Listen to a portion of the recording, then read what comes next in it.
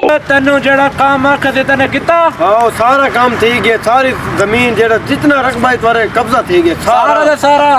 سارا دے سارا قبضہ تھی گیا، سارا بس ٹھیک ہے تھئی ایسا قانونی بنے سو جی جی ٹھیک ہے ٹھیک اتنا ہے۔ ایک فیکٹری بناونی 50 کروڑ روپے اچھا واہ اتنے میں واہ انویسٹ کرنے واہ واہ واہ چاہے دا پیو دے زور ہوئے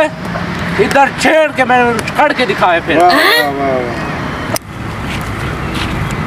یہ میرے زمین نہیں، اے اور ساڑھے تو نہ کون آتے ہے؟ ٹھیک ہے یہ ساڑھے نہ آتے قبضہ کر کدھر میں یہ میری زمین نہیں۔ تیری زمین کو نہیں اور ساری زمین ہے تھوڑے سر بوتا اچھو بدماش نو دسینا وہ پاکستان دا ڈون ہے، ڈون وڈا ڈون ہے، تھوڑے سر پوچھا سر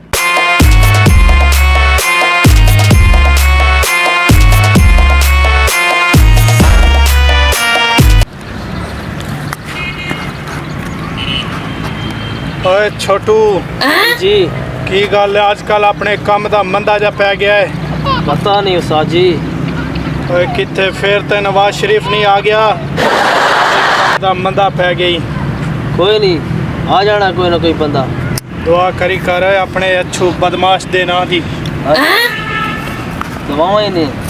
5 ਰੁਪਏ ਤੋਂ ਬੰਦਾ ਮਾਰ ਜੋ ਕੀਤਾ اچھو سر اچھو سر ہولے ہولے بھائی ہولے پیچھے ہو کے کھڑ انہاں بندے سارے سب دا چل چھوڑے ਕਿਆ ਠੀਕ ਹੈ زمین نہیں انہاں سب دا چل چھوڑے ਹੈਂ ہاں ਅੱਛੂ ਬਦਮਾਸ਼ ਦੇ ਹੁੰਦਿਆ ਇਸ ਇਲਾਕੇ ਦੇ ਵਿੱਚ ਕਬਜ਼ਾ ਕਰਨਾ ਮੁਸ਼ਕਿਲ ਹੀ ਨਹੀਂ ਨਾਮੁਮਕਿਨ ਨੇ ਓਏ ਚੱਲ ਖਾ ਮੈਨੂੰ ਜਗ੍ਹਾ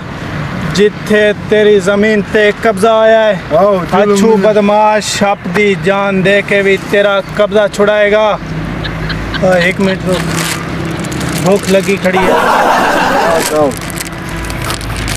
بوتل کی چلے ਰੋਟੀ ਦਾ ਇੰਤਜ਼ਾਮ ਹੋ ਸੀ آؤ سی پہلے وہ زمین تھی نو وہ وڈے بدماش ہیں تو وڈے بدماش ہیں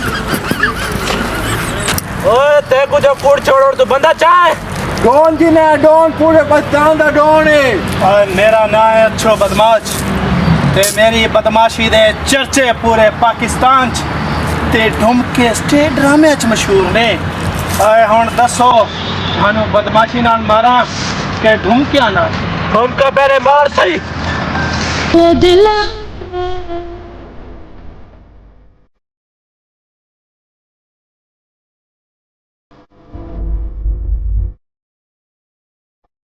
گل ہے گل جائے نو کٹ کے آ تیری دے تو وڈا ڈون